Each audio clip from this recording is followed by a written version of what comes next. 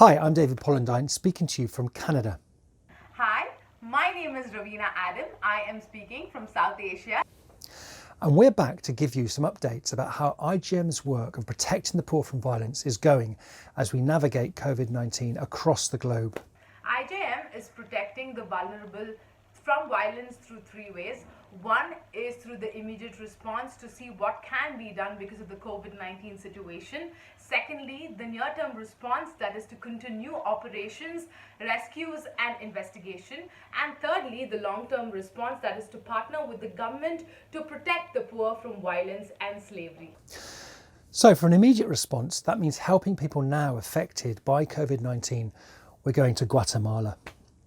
Before COVID-19 came, pursuing change for women and children in Guatemala was considered an impossible feat. Protecting women and kids from violence could not be done. Then COVID-19 came and it became that much more impossible. Against all odds, change is actually happening now in Guatemala, a country where shockingly only 3 out of 10 cases of sexual violence received a full investigation, according to an IJM study, and most never made it to court. IJM Canada has been a key player in ensuring that sexual assault and violence against women and children is and remains a priority for public justice system officials, such as those in El Ministerio Público. There is still much work to be done to seek justice in Guatemala, but thanks to training from IJM and partners, local authorities have been better equipped than ever before.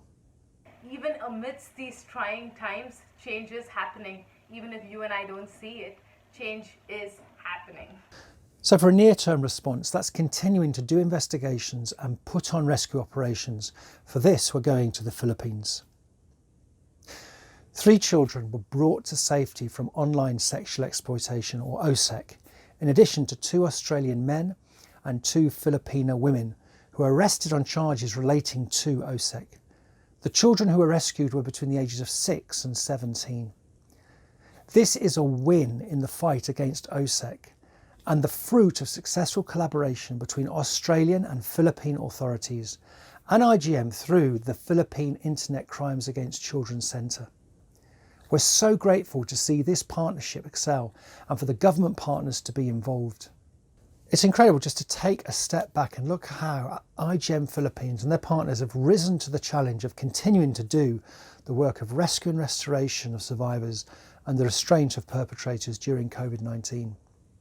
We've seen 29 convictions, 164 victims have been rescued and 66 survivors have been restored. If I was holding a mic now, I would actually drop it. Back to you, Raveena. Anyone would, David. What are those numbers? It is amazing to see that even during this pandemic, that our team has been relentless, they have been hardworking, and most importantly, that they're so aligned to this vision to show people that yes, even during this pandemic, change is happening. So IJM's third response during COVID-19 is working with governments to protect people from violence and slavery. Now, I know Mother's Day was a few weeks ago, but as Raveena rightly said to me, it's never too late to celebrate mums. So here's Raveena to show us how mums are an integral part to IJM's work, especially as we partner with governments. A few weeks back, we celebrated Mother's Day. This is my mother, my Amma. I call her Ma. Amidst these trying times, we ensured we still get some good time with her. We played with her, we ate with her, and we also prayed for her. I also remember my father who went out and bought 2 bars of chocolates, one for his mother and one for my mother. And that is how we celebrated Mother's Day. My mother has protected me, she has loved me, she has cared for me, she has sacrificed for me, and she has always ensured that I get the best in life. When I think of mothers, I can only think of the Spartan women warriors. That's what I can think of. They were bold, they were fierce, they were strong, yet they knew how to build their homes with love, warmth and care. That's what mothers are. When I see my mother, I see Uma, a rescued bonded laborer from South Asia, India, who endured so much pain just to see her children in freedom today. When I look at my mother, I see Adjoa from Ghana, who played dual roles of parenting of a mother and of a father to a 12-year-old from exploitation, because his father chose to abuse him instead of protecting him. And when I see my mother, I see Filder, who stood brave against all those men who came to threaten her to steal her land and burn her house down. Today, David and I and the rest of our team just want to thank all mothers, especially our survivor mothers, who have stood all odds to get to where they are today. We respect you. We love you. Thank you, Raveena, for sharing about those special mums that IJM have had the privilege really of working with. And thank you for sharing about your mum. That was wonderful to hear. It would be lovely to learn a bit more about you, Raveena. And so for that, I asked Raveena a few questions over Zoom. This is what she had to say. Who is Raveena? That is an interesting question. So Raveena is someone from a city called Bangalore in India, South Asia. Raveena is someone who is a social worker and who's completely given her heart to work on the issue of anti-human trafficking. Raveena is someone who loves family and who recently got married. And Raveena is someone who loves food. Yes, that's Raveena. My connection with IJM actually goes back to 2014 when I was interning with the team, and then I moved on to do a full-time position with the South Asia team. I was initially a part of the justice system transformation team, and then I got moved to working with the casework team full-time.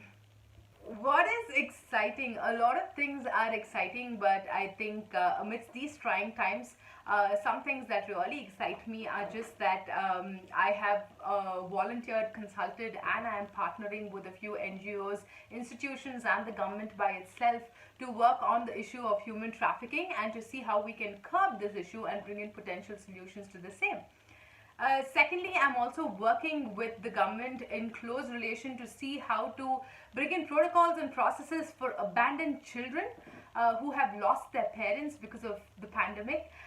That excites me because I don't think any child deserves to be on the street, and I don't think any child deserves to go into the hands of perpetrators, especially during these times. Thirdly, I have enrolled myself into her PhD program, and I would love to research on the topic online sexual exploitation of children, both in South Asia and in Canada, and I would love to present those results soon. So these are the things that currently excite me. Yeah. Thank you, Raveena. It's great to learn more about you, and you've got lots of exciting things ahead. And a PhD in OSEC, looking at how that works in South Asia. I think that's going to be a very important study. So thank you for doing that. If you have any questions or want any information about IJM Canada's work, you are very welcome to contact me at dpollandine@igm.ca, and also visit IJM Canada's website online at www.igm.ca. As we close, let's keep South Asia in our prayers. And from Raveena and myself, take care, God bless, and see you in a few weeks. Bye-bye.